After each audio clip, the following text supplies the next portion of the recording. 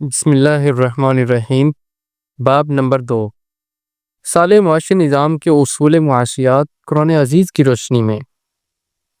Principles of economics in the light of the holy قرآن۔ یہ بات بھی فراموش نہیں کرنا چاہیے کہ قرآن عزیز نے اپنی اساسی روش کے مطابق عبادات،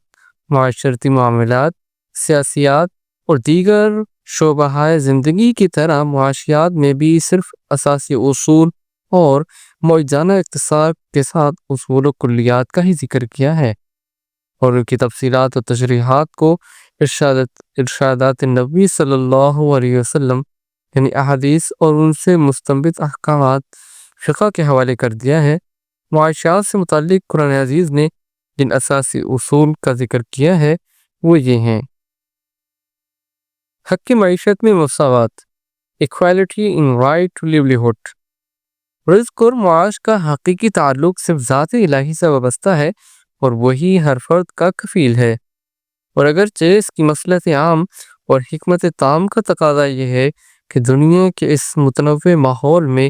رزق کے اندر تفاوت درجات پائے جائے، لیکن امارت و غربت کے فطری تنوع کے باوجود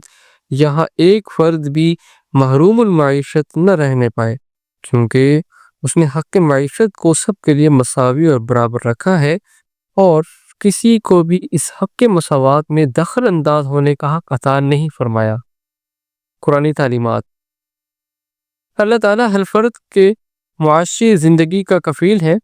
اور اس کا وعدہ ہے کہ زمین پر چلنے والے ہر ایک جاندار کی معیشت اس کے ذمے ہے۔ اس کے لیے ذیل قرآنی نصوص قابل مطالعہ ہیں۔ قرآن مجید فرقان حمید میں اللہ رب العزت سورۃ الہود میں ارشاد فرماتے ہیں،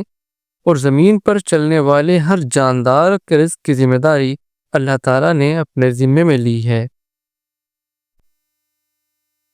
قرآن مجید فرقان حمید میں دوسری جگہ سورۃ الذاریات میں اللہ رب العزت ارشاد فرماتے ہیں، اور تمہارا رزق اور جس شے کا تم وعدہ دیے گئے ہو آسمان میں یعنی اللہ تعالیٰ کے ذمے میں ہے۔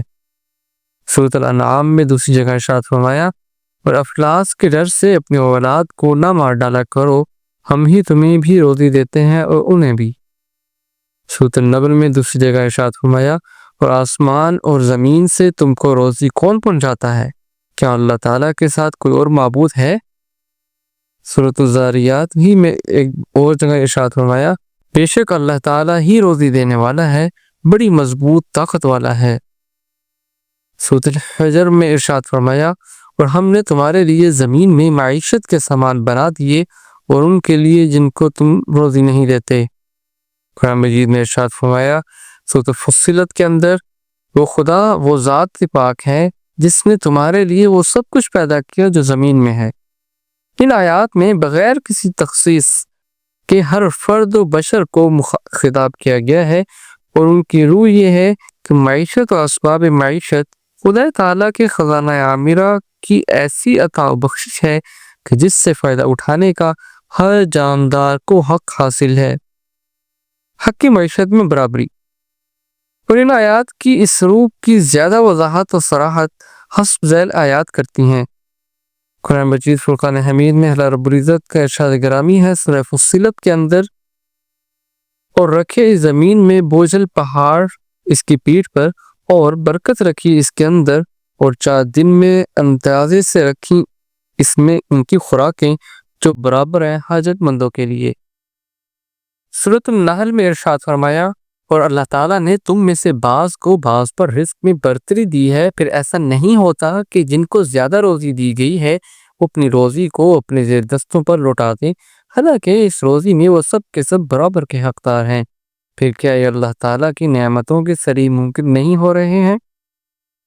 ان آیات میں حق معیشت کی مساوات کا جس قدر صاف اور صریح اعلان ہے وہ آپ اپنی مثال ہے، اور اس کا انکار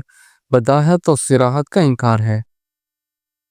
مساوات حق معیشت پر نامور مفسرین کی آراء۔ حضرت مولوی رحمہ اللہ نے حق معیشت میں مساوات کی بحث کے حاشیے میں چند مقتدر مفسرین کی مساوات رزق کی آیت کی تفسیر آراء کو اکٹھا بیان کرتے ہوئے تحریر فرماتے ہیں، روح المعانی جلد نمبر 14 البحر المحیط جز نمبر 5 سورۃ النحل و تفسیر فتح القدیر جلد نمبر 3۔ اس آیت کے ایک معنی یہ بھی کیے جاتے ہیں۔ علامہ سید محمود آلوسی رحمہ اللہ نے اپنی تفسیر روح المعانی جلد 14 ابو حیان محمد بن یوسف بن علی بن یوسف اندلسی غرناطی رحمہ اللہ نے اپنی تفسیر البحر المحیط جز سورۃ النحل، اور امام الشوکانی محمد بن علی بن محمد رحمہ اللہ نے اپنی تفسیر فتح القدیر جلد 3 میں سورۃ النحل آیت 71 کی تفسیر میں تحریر کیا ہے۔ اس آیت کے ایک معنی یہ بھی ہو سکتے ہیں، اور جائز ہوگا کہ اگر آیت مذکورہ کے معنی یہ کیے جائیں کہ اللہ کریم نے ہم میں سے بعض کو بعض پر رزق میں برتری عطا کی ہے، جنہیں اس برتری سے نوازا گیا ہے، وہ اپنے عنایات کیے گئے رزق میں سے کچھ حصہ اپنے سے رزق میں کم تر افراد پر کیوں نہیں لٹا دیتے تاکہ وہ حق رزق میں ان کے برابر ہو جائیں۔ اللہ کریم فرماتا ہے، حالانکہ ان تمام کا رازق تو میں ہی ہوں، لہذا دنیوی آقا اور ماتحت اصل حق کے رزق میں برابر ہیں۔ اگرچہ ہم دنیوی نظم معیشت چلانے میں وزن اور کیفیت رزق میں اس برابری کو قائم نہ بھی رکھا ہو، امام زمخشری رحمہ اللہ نے اپنی تفسیر کشاف میں یہ معنی بیان فرمائے ہیں، اس ذات کریم نے تمہیں رزق میں درجہ بدرجہ بنایا ہے، پھر یہ برتری والے کمزوروں پر اپنا رزق کا کچھ حصہ نہ لٹا کر کیا اللہ کریم کی نعمتوں کے سری ممکن نہیں ہو رہے۔ خطاب کی قرات کے مطابق یہ معنی بھی ہیں کہ دنیوی آقا طاقتور اپنے فاضل رزق کا کچھ حصہ اپنے ماتحتوں پر لوٹا رہے ہیں کہ ان پر احسان رکھیں کہ انہیں اپنا رزق دے رہے ہیں، بلکہ یہ تو میں اللہ رزاق کریم ہوں جو انہیں فقراء کو ان دنیوی فاضل رزق والوں کے رزق کا کچھ حصہ ان سے واپس دلوا کر رزق بہم پہنچا رہا ہوں۔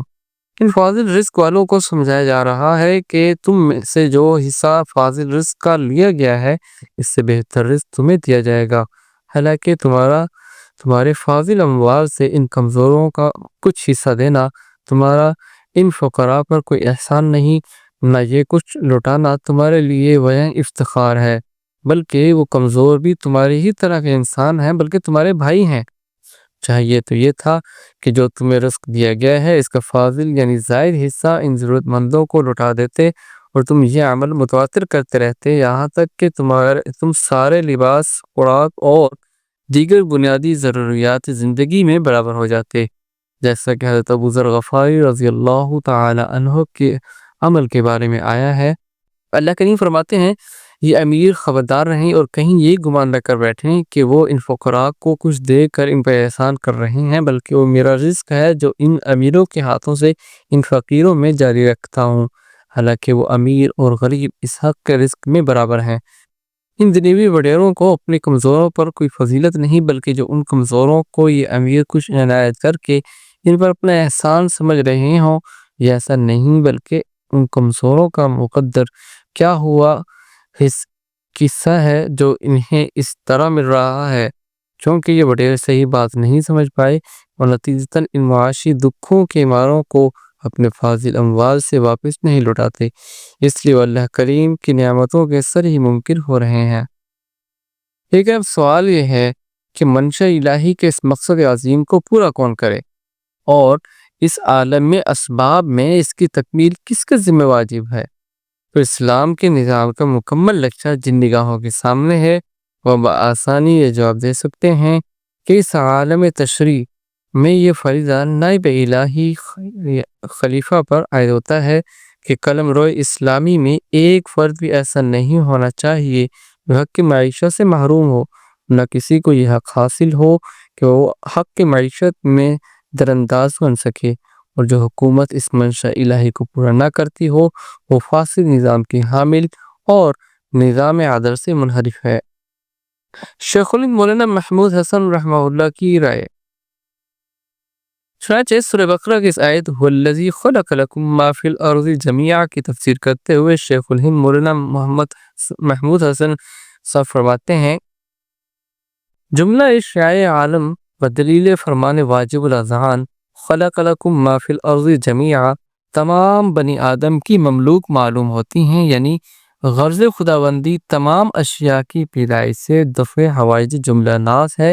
اور کوئی شے فی حد ذاتی ہی کسی کی مملوک خاص نہیں، بلکہ ہر شے سے اصل خلقت میں جملہ ناس میں مشترک ہے اور من وجہ سب کی مملوک ہے۔ ہاں، بوجہ رفع نزاع اور حصول انتفاع قبضے کو علت ملک مقرر کیا گیا، اور جب تک کسی شے پر ایک شخص کا قصبہ تامہ مستقلہ باقی رہے، اس وقت تک کوئی اس میں دسترازی نہیں کر سکتا۔ ہاں، خود مالک و قابض کو چاہیے کہ اپنی حاجت سے زائد پر قبضہ نہ رکھے، بلکہ اس کو اوروں کے حوالے کر دے، کیونکہ بے اعتبار اصل اوروں کے حقوق اس کے ساتھ متعلق ہو رہے ہیں۔ یہی وجہ ہے کہ مال کثیر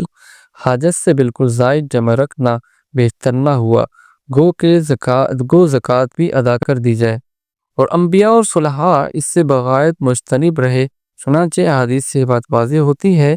بلکہ بعض صحابہ کرام رضی اللہ عنہم اجمعین نے حاجت سے زائد رکھنے کو حرام ہی فرما دیا۔ غیر مناسب و خلاف اولیٰ ہونے میں تو کسی کو کلام ہی نہیں۔ اس کی وجہ یہی ہے کہ زائد علی الحاجت سے تو اس کی کوئی غرض متعلق نہیں، اور اوروں کے ملک من وجہ اس میں موجود ہے، تو گویا شخص مذکور من وجہ مال غیر پر قابض و متصرف ہے۔ اور اس کا حال بھی عین ہی مال غنیمت کا تصور کرنا چاہیے۔ وہاں بھی قبل تقسیم یہی قصہ ہے کہ کل مال غنیمت تمام مجاہدین کا مملوک سمجھا جاتا ہے، مگر بوجہ ضرورت و حصول انتفاع وقدر حاجت ہر کوئی مال مذکور سے منتفع ہو سکتا ہے۔ وہاں حاجت سے زائد جو رکھنا ہے، اس کا حال آپ کو بھی معلوم ہے کہ کیا ہونا چاہیے، یعنی خائن شمار ہوگا۔ علامہ ابن حزم ظاہری کی روایات اور مشہور محدث ابن حزم ظاہری رحمہ اللہ نے اس سلسلے میں محلہ میں جو روایات نقل کی ہیں وہ بھی اسی کی تائید کرتی ہیں۔ فرمایا، حضرت ابو سعید خدری رضی اللہ تعالی عنہ سے روایت ہے کہ رسول اللہ صلی اللہ علیہ وسلم نے ارشاد فرمایا، جس شخص کے پاس قوت و طاقت کے سامان اپنی حاجت سے زائد ہو، اس کو چاہیے کہ اس فاضل سامان کو کمزور کو دے دے، اور جس شخص کے پاس سامان خود فروش حاجت سے زائد ہو، اس کو چاہیے کہ فاضل سامان نادار اور حاجت مند کو دے دے۔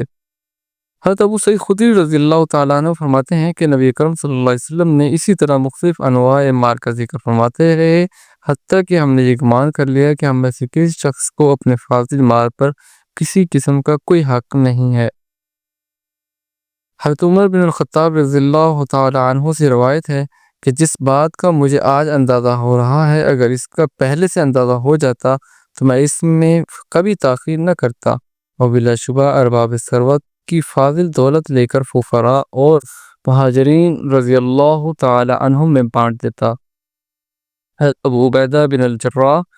اور 300 صحابہ رضی اللہ تعالی عنہم اجمعین سے متعلق یہ روایت صحت کو پہنچ چکی ہے کہ ایک موقع پر ان کا سامان فروش ختم کے قریب آ لگا، بس حضرت ابو عبیدہ رضی اللہ تعالی عنہ نے حکم دیا کہ جس کے پاس جس قدر موجود ہے وہ حاضر کرے، اور پھر سب کو یکجا کر کے ان سب میں برابر تقسیم کر کے سب کی قوت لا یموت کا سامان کر دیا۔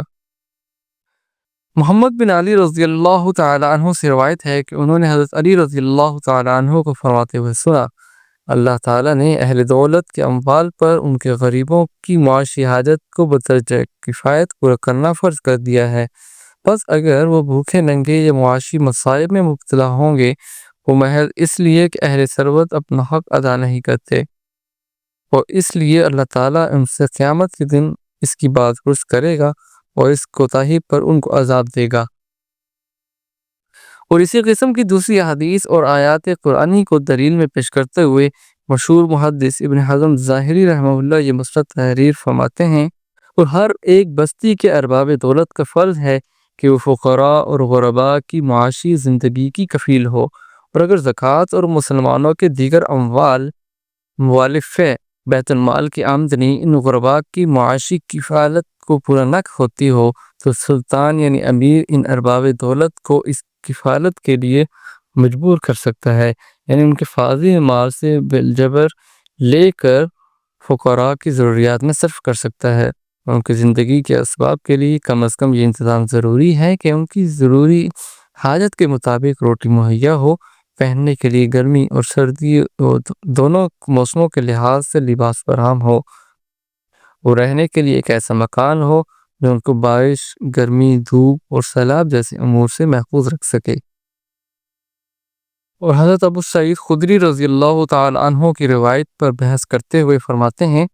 اس بات پر صحابہ رضی اللہ تعالی عنہم کا اجماع ہے کہ اگر کوئی شخص بھوکا، ننگا یا ضروریات رہائش سے محروم ہے تو مالدار کے فاضل مال سے اس کی کفالت کرنا فرض ہے۔ اب ان تمام نصوص سے قرآنی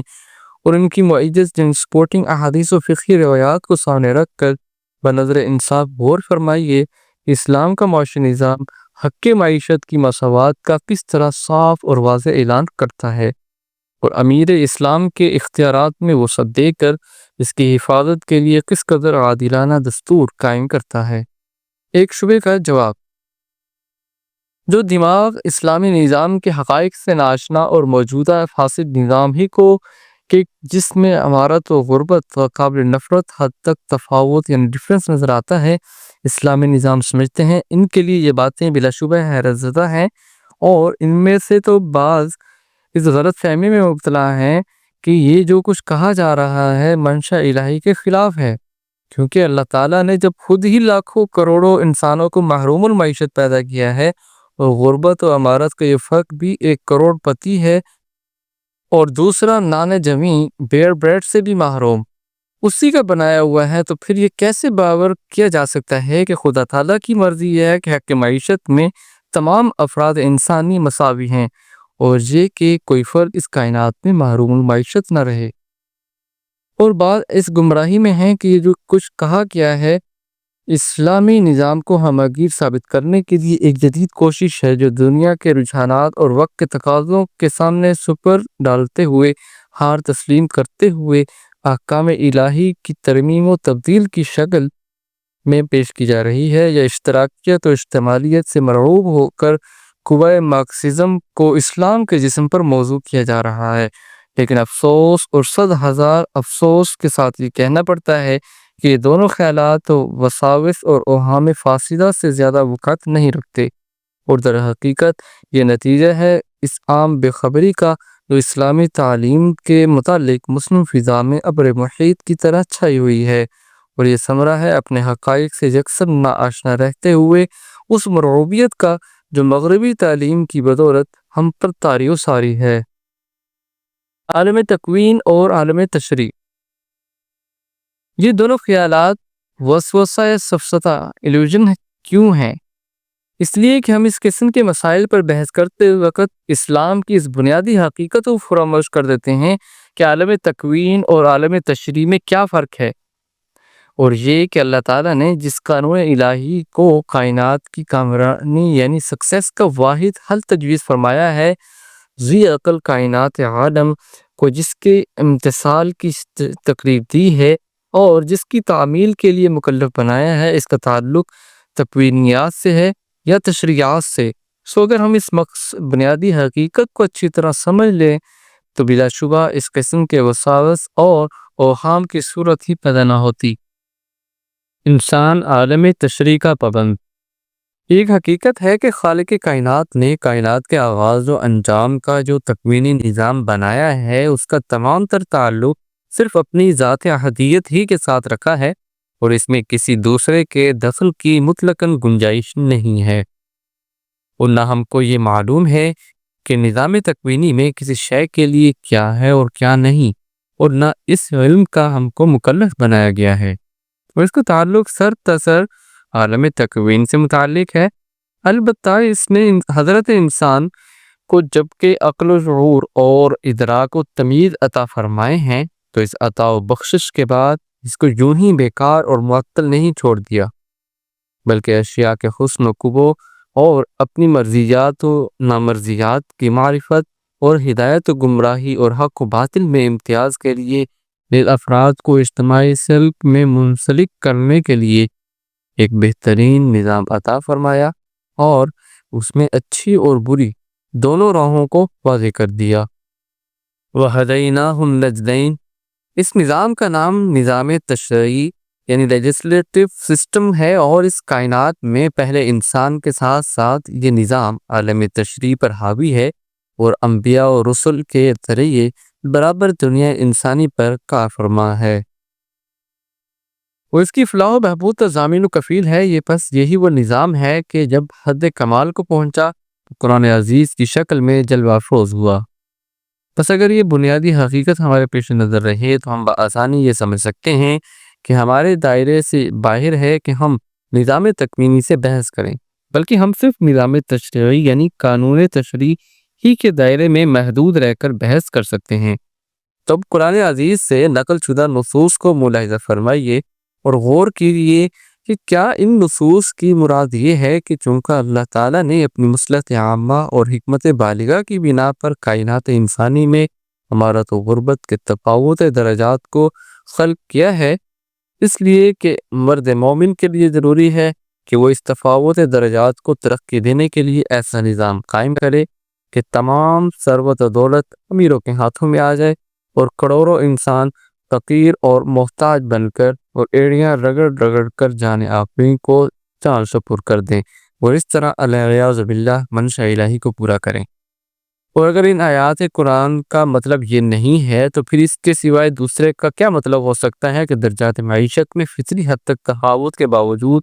حق معیشت میں تمام کائنات انسانی مساوی اور برابر کی شریک ہیں، اور کسی صاحب ثروت کی دولت و ثروت غریبوں کی غربت میں اضافہ کرنے کے لیے نہیں ہے، بلکہ خدا تعالیٰ کی وہ امانت ہے جو اجتماعی نظام کے زیر فرمان غرباء و مساکین کی غربت و مسکنت کو فنا کرنے کے لیے استعمال ہونی چاہیے۔ گویا صاحب ثروت کی ثروت غرباء کی غربت کے لیے رحمت ثابت ہو، نہ کہ زحمت۔ مساوات حق معیشت میں اسلامی ریاست کی ذمہ داری۔ اور اگر ارباب ثروت ایسے عادل سسٹم کو منظور نہ کریں اور اس پر عمل پیرا نہ ہوں تو پھر خدا کے نائب یعنی خلیفہ کا فرض ہے کہ وہ اسلام کے اجتماعی معاشی نظام کے مطابق ارباب ثروت کو قانوناً اس پر مجبور کرے، اور اگر بیت المال کا مالیہ کافی نہ ہو اور اس سے بھی قلمرو خلافت میں محروم المعیشت انسان موجود رہ جائیں تو اہل دولت کے سرمایہ سے بجبر حاصل کر کے حق معیشت کی مساوات کو بروئے کار لائے، خواہ وہ اہل دولت اپنے مال میں سے تمام عائد شدہ مالی فرائض و حقوق ادا کر چکے ہوں۔ مباحث کا خلاصہ: الحاصل قرآن نصوص میں ان کی مؤید احادیث سے رسول صلی اللہ علیہ وسلم اور ان سے مستنبط فقہی احکام یہ واضح کرتے ہیں کہ حق معیشت کی مساوات کا یہ نظریہ منشا الہی کے خلاف نہیں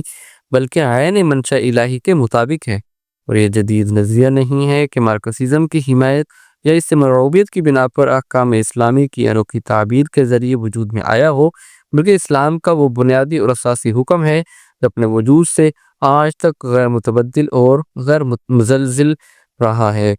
اور اگر ہم نے اس کو سمجھنے کی کبھی کوشش نہیں کی یا دوسرے انسانوں کے اختراعی معاشی نظاموں سے مرعوب ہو کر ہم نے اسلامی معاشی نظام کو یکسر بھلا دیا تو اس میں اپنا قصور ہے، نہ کہ اسلامی نظام کے بیان کرنے والے اور اس کی اصل حقیقت سے روشناس کرانے والے۔ اور یہ بھی سب گمراہی ہے کہ ہم یہ یقین کر بیٹھے کہ غربت و امارت کا یہ غیر فطری تفاوت اور ظالمانہ امتیاز جو آج ہم کو کائنات پر چھایا ہوا نظر آتا ہے اللہ کا بنایا ہوا ہو، بلکہ یہ فاسد نظام ہے معاشی کے ثمرات و نتائج ہیں، اور خدا کی مرضی یہ ہے اس قسم کے تمام نظام ہے فاسد کو یک قلم سوخت ہو جانا چاہیے۔ درجات معیشت، اکانومی گریڈیشن۔ اگرچہ حق معیشت میں سب مساوی ہیں لیکن درجات معیشت میں مساوی نہیں ہیں، اور معیشت میں درجات کا تفاوت ایک حد تک فطری ہے، یعنی یہ ضروری نہیں کہ سب کے لیے سمال معیشت ایک ہی طرح کا ہو، لیکن یہ ضروری ہے کہ ہو سب کے لیے، مگر درجات کے تفاوت ایسے اعتدال پر قائم رہے کہ کسی حالت میں بھی وہ لوگوں کے درمیان وجہ ظلم نہ بن سکے، یعنی تفاوت درجات تو ہو لیکن نہ ایسا کہ معیشت انسانوں کو دو طبقوں میں اس طرح تقسیم کر دے کہ ایک کی ترقی دوسرے کے فقر و افلاس کا سبب بنے اور دوسرا پہلے کے معاشی اغراض کا اعلی کار بن کر رہ جائے۔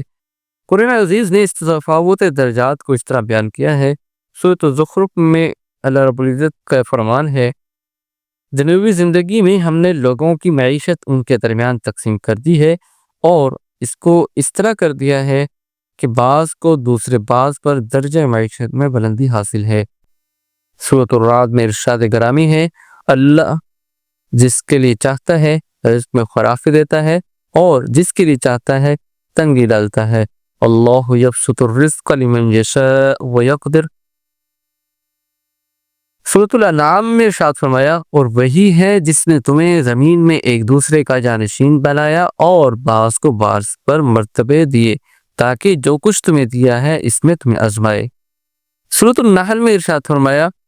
اللہ تعالیٰ نے تم میں سے بعض کو بعض پر رزق میں برتری دی، پھر ایسا نہیں ہوتا کہ جس کسی کو زیادہ روزی دی ہے وہ اپنی روزی سے اپنے زیر دستوں کو لٹا دے، حالانکہ اس روزی میں سب برابر کے حقدار ہیں۔ پھر کیا یہ لوگ اللہ تعالیٰ کی نعمتوں کے صریح منکر نہیں ہو رہے ہیں؟ گویا رزق میں تفاوت درجات کی مصلحت ایک خاص قسم کی آزمائش پر مبنی ہے، یعنی اللہ تعالیٰ ایک جانب غنی کو صاحب ثروت بنا کر اس سے یہ مطالبہ کرتا ہے کہ وہ اپنی ثروت کو تنہا اپنی ملکیت نہ سمجھے بلکہ انفرادی ملکیت کے باوجود یہ یقین رکھے کہ وہ جس قدر زیادہ کمائے گا اسی قدر اس کی دولت پر اجتماعی حقوق زیادہ عائد ہوں گے۔ بس وہ صرف اپنے لیے نہیں بلکہ جماعت کے دوسرے افراد کے لیے بھی کماتا ہے۔ یہ ذہن نشین رہے کہ درجات کے تفاوت جماعت کے دوسرے افراد کو محروم المعیشت بنانے اور ذاتی اغراض کی خاطر معاشی دستبرد کرنے کے لیے نہیں ہے، اور جو ایسا کرتا ہے وہ اللہ کی نعمت عطائے ثروت کا جاہد یعنی کہ منکر ہے، کیونکہ یہاں دولت و سرمایہ کا مقصد زیادہ سے زیادہ نفع بازی نہیں ہے بلکہ انفرادی حاجات و ضروریات کے ساتھ ساتھ اجتماعی حاجات و ضروریات کی تکمیل ہے۔ دوسری جانب غیر متمول سے یہ توقع کرتا ہے کہ وہ متمول افراد ملت کے تمول کو دیکھ کر خدا کے ساتھ کفران اور ناشکری گزاری نہ اختیار کرے اور نہ حسد و بغض کو دل میں جگہ دے بلکہ طمانینت قلب کے ساتھ اپنی مختصر فارغ البالی اور خوشحالی پر شاکر رہے،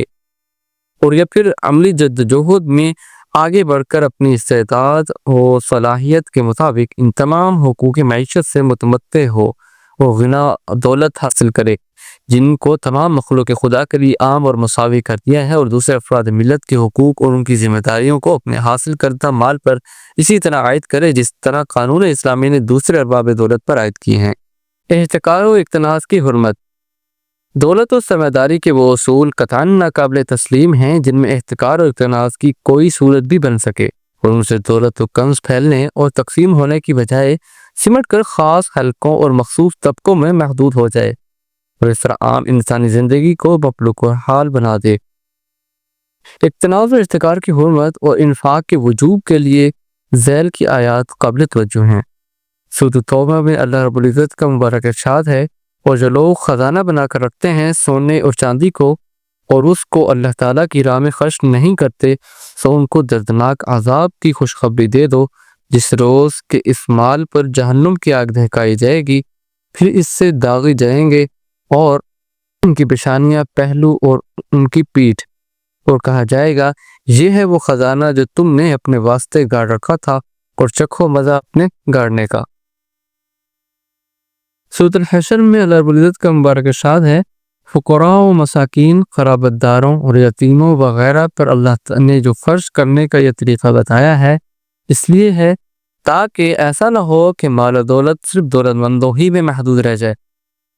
سورۃ توبہ میں ارشاد ہے، صدقات اور کسی کے لیے نہیں ہیں، صرف فقیروں کے لیے اور مسکینوں کے لیے اور ان کے لیے جو صدقات کے وصول کرنے پر مامور ہیں، اور ان کے لیے جن کے دلوں میں کلمہ حق کی الفت پیدا کرنی ہے، اور ان کے لیے جن کی گردنیں یعنی غلامی سے آزادی کرانی ہے، اور قرض داروں کے لیے جو کہ قرض کے بوجھ سے دبے ہوئے ہیں،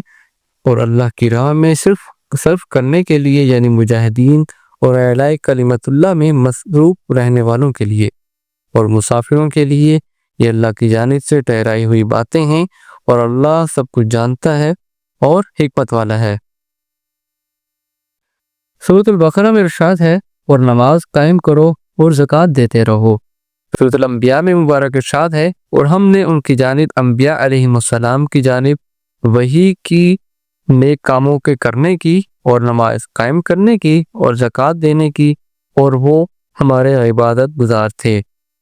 سورۃ المنافقون میں ارشاد ہے، اور جو ہم نے تم کو دیا ہے اس سے پہلے ہی خرچ کر لو کہ تم میں سے کسی کے پاس موت موجود ہو۔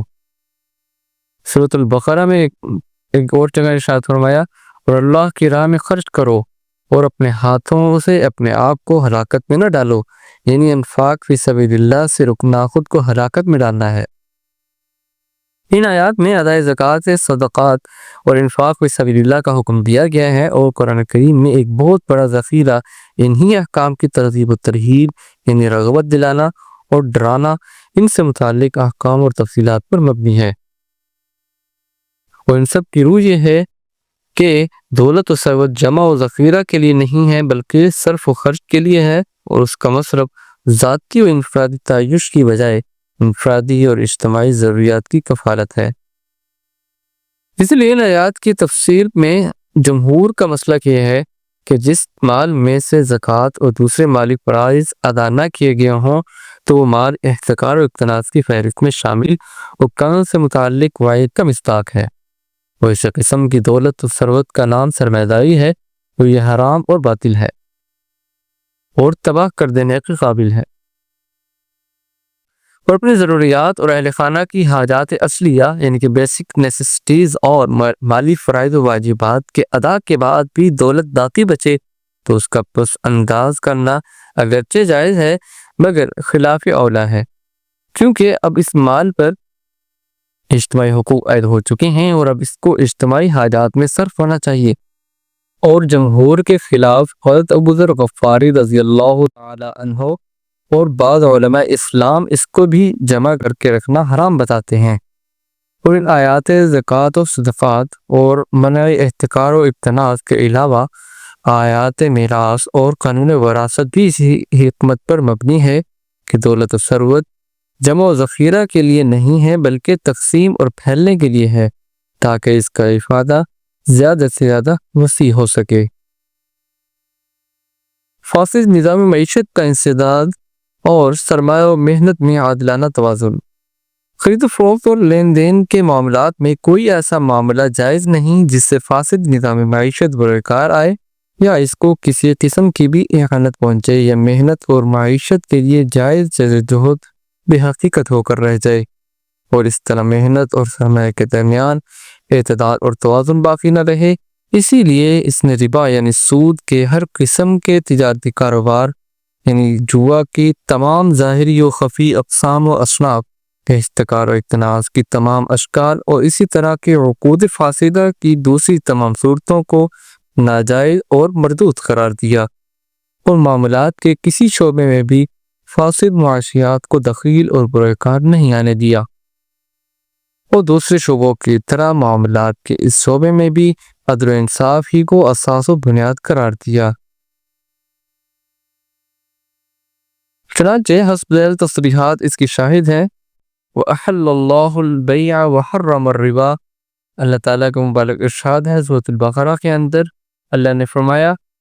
اللہ نے خرید و فروخت کے معاملات کو حلال کیا ہے اور سودی کاروبار کو حرام کر دیا۔ سورۃ البقرہ میں ہی دوسری جگہ ارشاد فرمایا، اللہ تعالیٰ سودی کاروبار کو مٹاتا ہے اور صدقات و خیرات کو ترقی دیتا ہے، اور اللہ تعالیٰ کسی ناشکر گزار گناہگار کو دوست نہیں رکھتا۔ سورۃ المائدہ کے اندر ارشاد گرامی ہے، بے شک شراب، جوا، بت اور پانس سے ناپاک ہیں، کار شیطان ہیں، بس ان سے بچو۔ سورۃ المطففین میں ارشاد فرمایا، خرابی ہے کمی کرنے والوں کے لیے، ان لوگوں کے لیے کہ جب مال تول کر لیں تو لوگوں سے تو پورا پورا بھر لیں، اور جب ان کو ماپ کر یا تول کر دیں تو گھٹا دیں۔ سورۃ الشعراء میں ارشاد گرامی ہے، اور تول کر دو برابر وزن کے ساتھ، وزنوا بالقسطاس المستقیم۔ سورۃ النساء کے اندر اللہ رب العزت کا ارشاد ہے، اے ایمان والو، آپس میں ایک دوسرے کا مال باطل یعنی ناجائز طریقے سے نہ کھاؤ، ہاں اگر آپس کی رضامندی سے تجارت ہو تو اس طرح کھا سکتے ہو، یعنی گویا ہر شخص اپنے حصے کے مطابق اپنا حصہ لے۔ چنانچہ حضرت شاہ ولی اللہ محدث دہلوی حجت اللہ البالغہ میں اسی اساسی اصول کی روشنی میں باب ابتغاء الرزق کے عنوان سے حسب ذیل نہایت پرشوکت اور متعلل مضمون تحریر فرماتے ہیں۔ اس موضوع پر حضرت شاہ ولی اللہ رحمہ اللہ کی وکیل رائے، وسائل معاش سب کے لیے یکساں۔ یہ واضح رہے کہ اللہ تعالیٰ نے جب مخلوق کو پیدا کیا اور زمین میں ان کی معاشی حیات کے لیے سب کچھ سامان فراہم کر دیا اور ان سب کو سب کے لیے مباح اور عام کر دیا، تو ان سے متمتع ہونے میں مخلوقات کے درمیان مزاحمت اور مناقشت شروع ہو گئی۔ تب اللہ تعالیٰ نے حکم دیا کہ جب کوئی شخص سبقت اور ٹہل کر کے کسی شے کو اپنے قبضے میں کر لے یا مورث کے قبضے کی وجہ سے اس کی وراثت میں آ جائے یا ان کے علاوہ ایسی دوسری طریقوں سے اس کا قبضہ ہو جائے جو اللہ تعالیٰ کے نزدیک جائز طریقے قرار پا چکے ہیں، تو ایسی صورت میں اب کسی دوسرے شخص کو اس کے مقبوضہ شے میں مزاحمت کا حق نہیں ہے۔ حصول ملکیت وسیلہ معاش کا جائز طریقہ۔ البتہ دوسرے کی مقبوضہ شے کو حاصل کرنے کا جائز طریقہ یہ ہے کہ یا خرید و فروخت اور لین دین کے ذریعے تبادلے کی شکل پیدا ہو، یا معتبر طریقوں سے باہمی رضامندی کا معاملہ اس طرح انجام پا جائے کہ ہر دو جانب میں اس کے متعلق صحیح علم ہو اور اس معاملے میں نہ التباس اور دھوکے کا دخل ہو اور نہ خلط ملط کرنے کی کوشش کی گئی ہو۔ معاشی زندگی میں تعاون اور اشتراک کی اہمیت۔ جبکہ انسان مدنی الطبع واقع ہوئے ہیں تو ان کی معاشی زندگی باہمی تعاون اور اشتراک کے بغیر ناممکن ہے،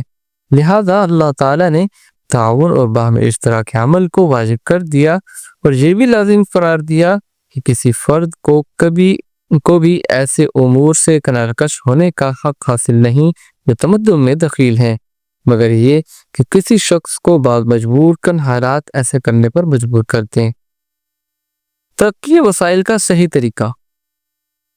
نیز اسباب معیشت کے اسباب بننے میں اصل الاصول یہ ہے کہ اموال مباح میں سے کسی شے کو اپنے قبضے میں لے لیا جائے، یا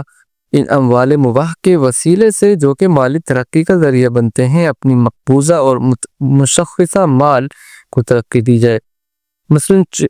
چرائی کے بغیر سے چوپایوں کی افزائش نسل یا زمین کی درستی اور پانی کی سرابی کے ذریعے سے زراعت و کاشتکاری، لیکن مال مباح کو اپنے لیے خاص کرنے یا دوسرے مباح اموال کو اپنے مال کی ترقی کا ذریعہ بنانے میں شرط اولین یہ ہے کہ یہ تصرفات اس طرح عمل میں نہ آنے پائیں کہ ایک فرد دوسرے فرد کے لیے معاشی